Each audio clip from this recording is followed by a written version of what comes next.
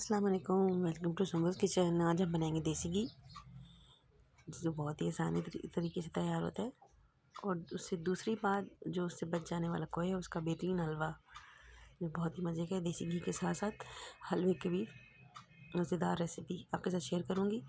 Cream है जो हमने रोज़ाना दूध से ऊपर आती इसको जमा कर लिया था। इसको मैंने फ्राई पैन में डाल दिया। फ्रीज़ की हुई थी, अब रूम टेम्परेचर पे आ चुकी है ये।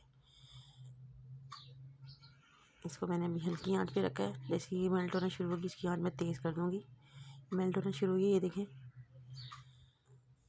काफ़ी हद तक ये मेल्ट हो गई है।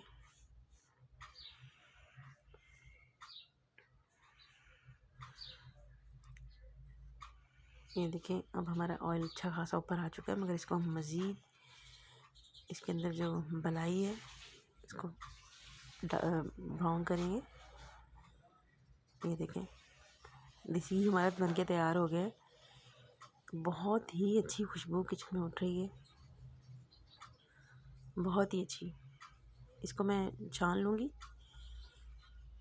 ये देखें मैंने देसी घी निकाल ली है। अब बाकी जो बचा हुआ था वो मैंने वापस पैन में शामिल कर दिए। इसके अंदर मैं शुगर शामिल करूँगी, पिसी हुई।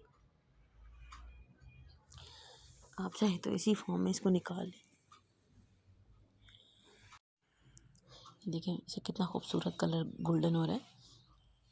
गोल्डन कलर सबका अलग अलग होता है।